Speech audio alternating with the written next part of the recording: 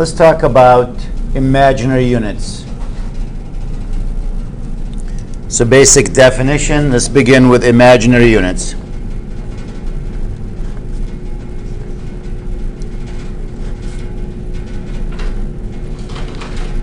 In the past, anytime we got the square root of a negative number, like -1, we used to write what?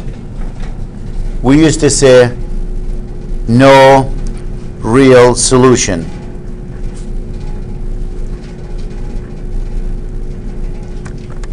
And it's still true. It does not have a real solution to it. If I try to do this on my calculator there, let me just try my calculator here. I'm going to put -1 parentheses because I don't know. Let me try this. Clear that. Where's the clear button? The square root of -1. I don't know. I never figured out how to write -1. So 0 minus 1, which is the square root of -1. It says math error. Should be a plus minus to change the sign, but just didn't see it. Oh, right there, I see it, the minus. Yep, thank you. That's the -1. It's a new calculator. So you can't take the square root of a negative number. We always said that. Well, today we're going to change our tone just a little bit there. Instead of you can't take the square root of -1, we're going to say there's a solution to that. It's called imaginary solution. I'm going to define J as the square root of -1. There's plenty of books that uses I instead of J. So don't be surprised if you see a book that says I equals the square root of -1. It's the same thing. So if J equals the square root of -1, if you square both sides, that means what? J squared will have to equal -1, or I squared will have to be -1.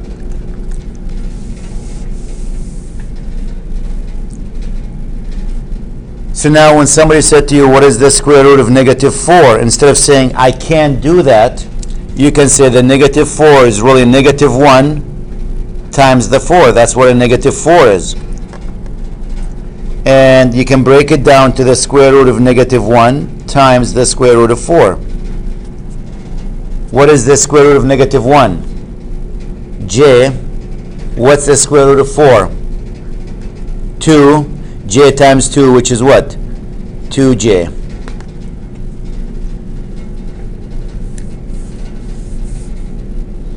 We always like to write the J at the end. The square root of -9, that's the square root of 9 times a -1. The square root of 9 is what? 3. And the square root of -1, which is what? J.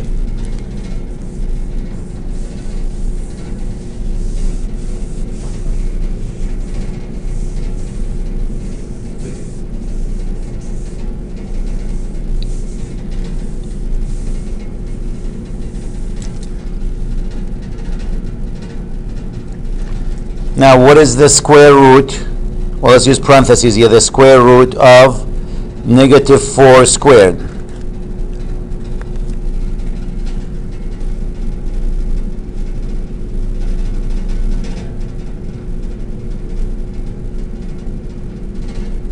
Now, normally you and I, we say, well, the square root of anything squared means what? You multiply it by itself, right?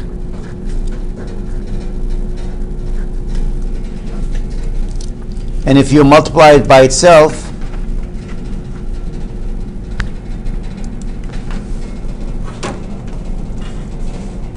let me just adjust here. Catherine, you in?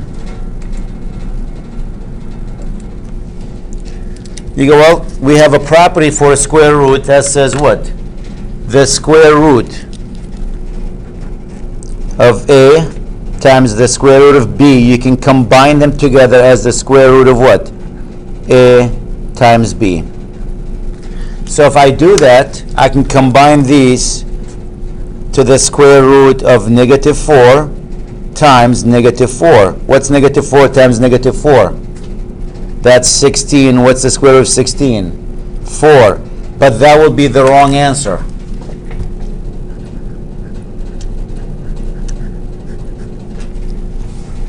That's not correct.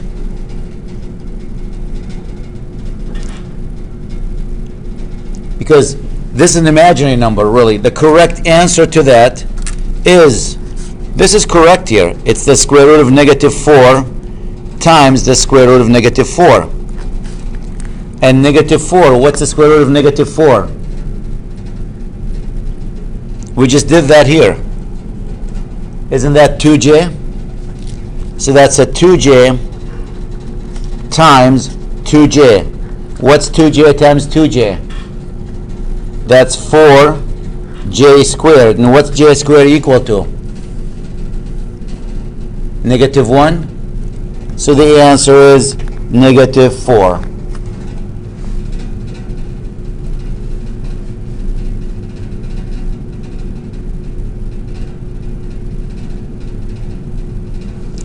So that's the correct answer. The reason you can't do that, because there's no real solution to this. You can't apply that rule if this does not have a real solution. So this is the correct way of doing this problem, not that way.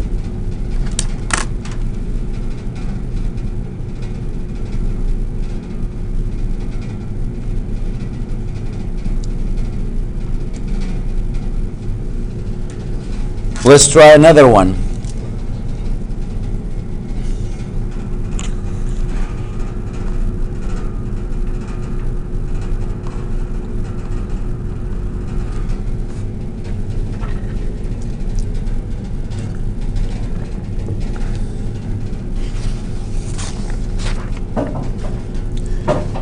Now, let's say I want to do the square root of negative 3 times the square root of negative 12. Again, I can't combine them. This does not equal. Does not.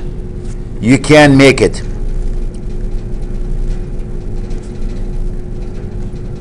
It's not that. Because they don't have real solution to them. So what can you do? Well, I can take the negative 3, break it down to what? Negative 1 times this 3 there.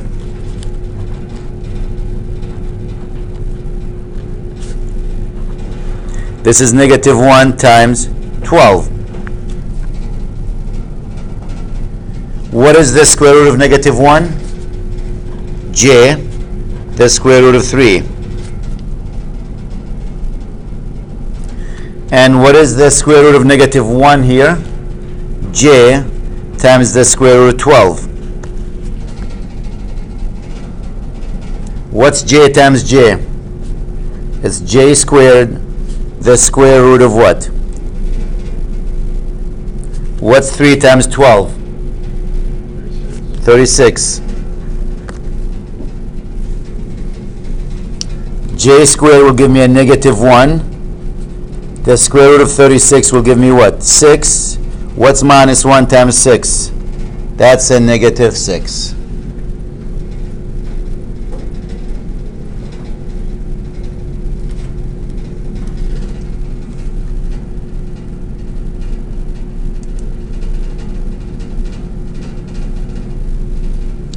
So from now on, when you see the square root of a negative number like this, negative a, just write that j times the square root of a.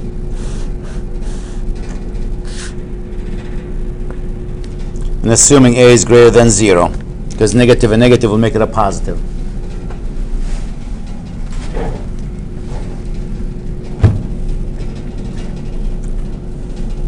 So let's simplify some of these.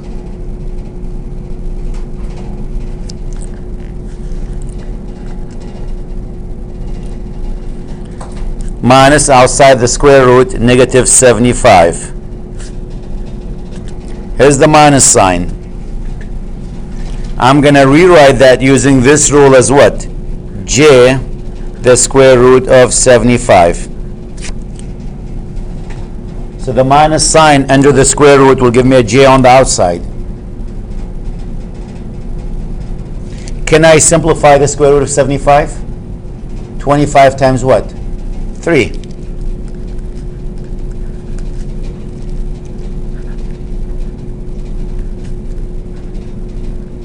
And what's the square root of 25? Isn't that a 5?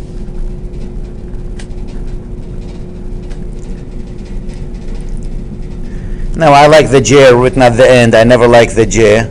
So negative 5j, the square root of 3.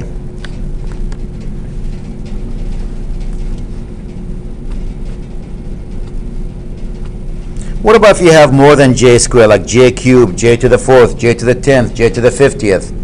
How do you simplify them? Well, let's see.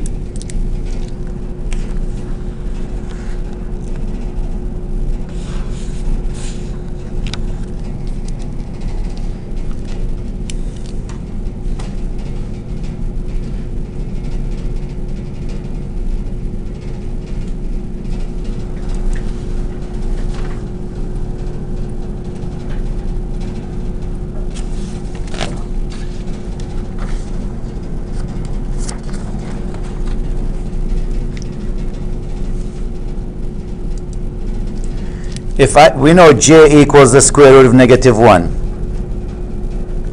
What is j squared? We said that's a negative 1. What is j cubed then? Well, j cubed, isn't that j squared times j?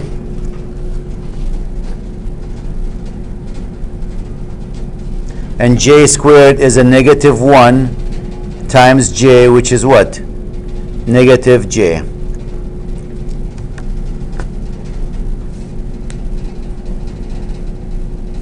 What is j to the 4th? I can look at that as what? J squared times j squared.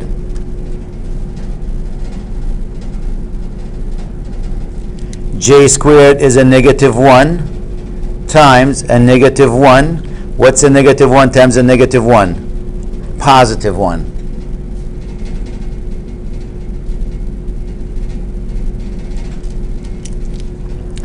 What's j to the 5th? Now, once the number is more than 4, I start to break it down in terms of 4s. I go, well, that's j to the 4th times j. J to the 4th is what? 1 times j, which is j.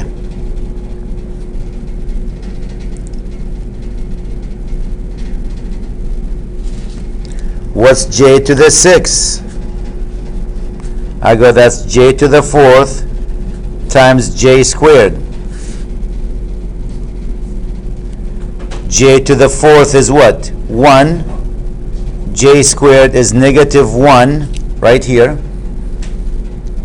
1 times a negative 1, which is what? Negative 1. What's j to the 7th?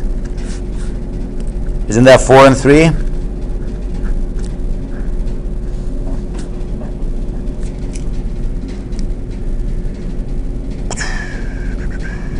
J to the 4th is 1 times j cubed. What's j cubed? Negative j.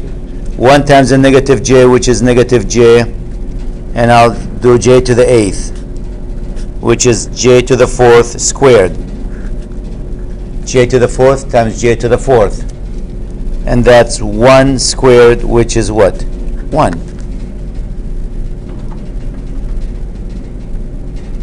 The problem with that, what happens if we give you some crazy numbers? Like j to the 50. Yeah, good luck. Can you divide 50 by 4? No. What is the largest number that's less than 50 but you can divide it by 4? Is it 48? Can you divide 48 by 4? Yes. So I'm going to write that j to the 48 times j squared. I'm sure you're going, why are you going by divide by 4? Because 48 is what? 12 times 4? So you can take the 48 now and make it j to the 4th to the power of 12.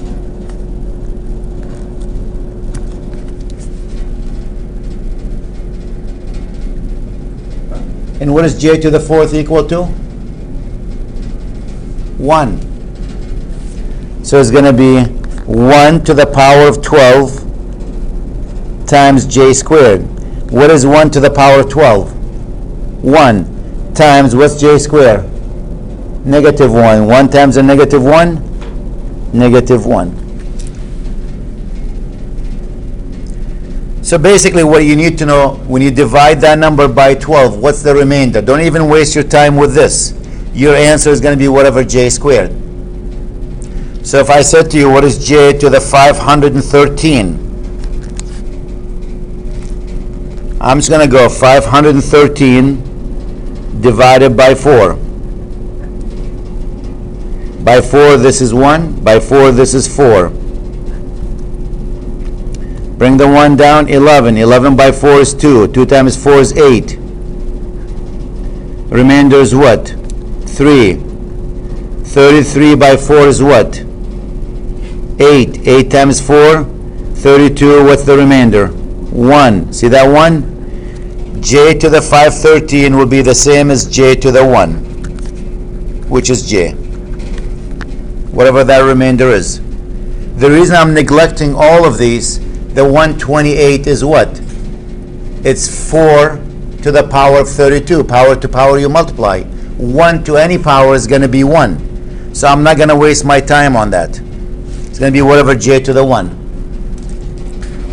J to the 67. I go 67 divided by 4. 1 times 4 is 4. The remainder is 2. 27 by 4. 6. 6 times 4 is what? 24. What's the remainder? 3. This will be the same as j cubed. And what is j cubed? From right here. That's a negative j. So now we can find j to any power.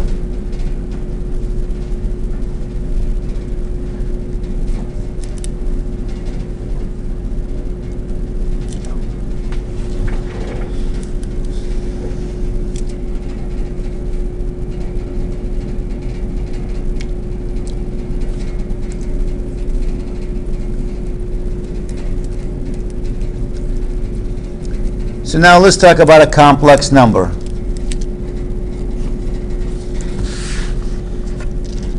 What's a complex number? A complex number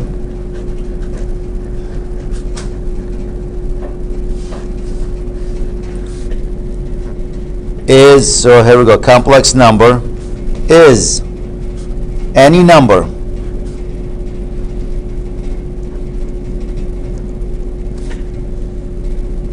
that can be written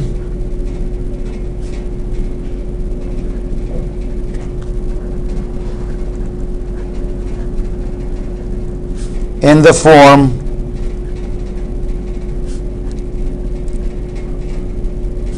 of A plus BJ or JB. It doesn't matter if you write the J first or last. That's called a complex number.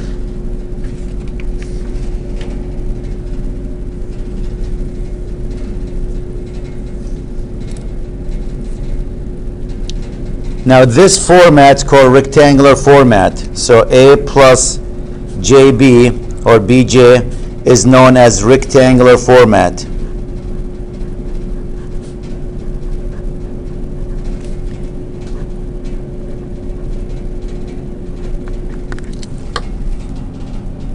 And A, the first one that doesn't have J in it, it's the real part of that number. Real part. And B is the imaginary part because it has a J in it.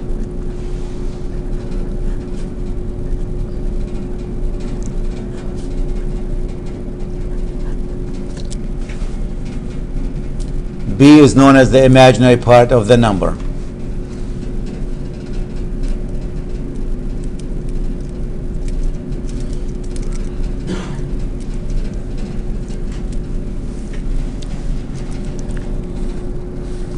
So if I give you this complex number, I say, you know what, I got a complex number, 2 plus 5j is equal to x plus yj. Can you tell me what x is and what y is? For two complex numbers to equal each other, the only way they'll equal each other, if the real part are equal and the imaginary part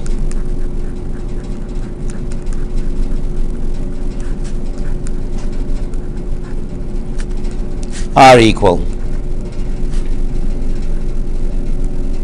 That's the only way the two numbers will equal to each other. The real part of this number has to equal the real part of that number. So in this case, 2 will have to equal to x, and the imaginary part of this number has to equal the imaginary part of that number. That is the only way a complex number will equal another complex number. There is no other way.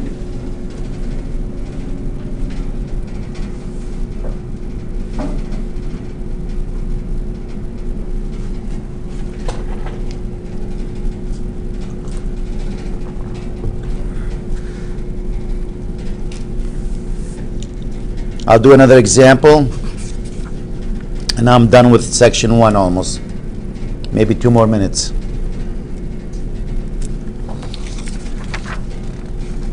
Seven minus 4j should equal a plus jb. Solve for a and b. A will have to be what? Has to equal to 7. The real portion has to equal the real portion, and the imaginary portion has to equal the imaginary portion. What's b then? -4, yes.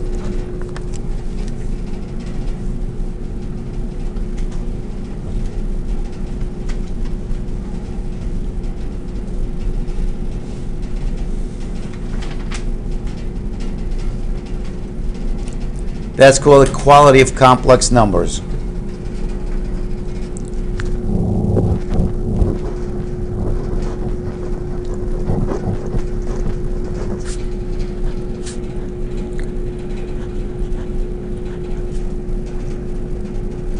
That's the only way two complex numbers will equal to each other. The real has to be the real, the imaginary has to be the imaginary. 5 plus bj equals a minus 3j. To equal to each other, a will have to be what? 5, and b will have to be what? -3.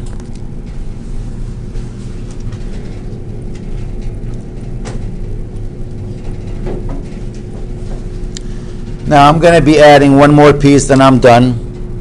I'm going to add the word conjugate. And we've seen that when you try to rationalize a denominator. We talked about the conjugate. But the conjugate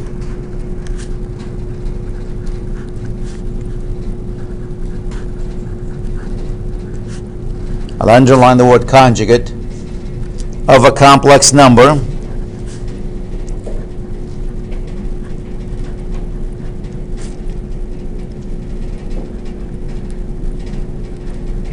let's say the complex number is a plus jb plus is, so you want to find the conjugate of that, is the complex number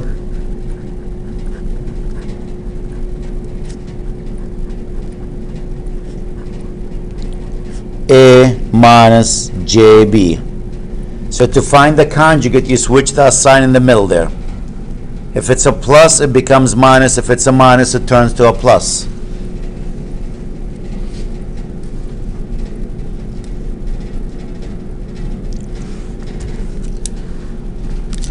So the conjugate of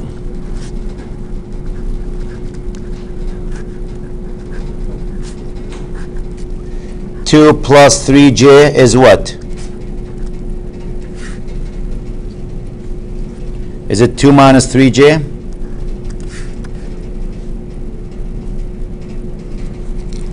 The conjugate You'll see where that comes in shortly. Of 5 minus 4j is what? 5 plus 4j.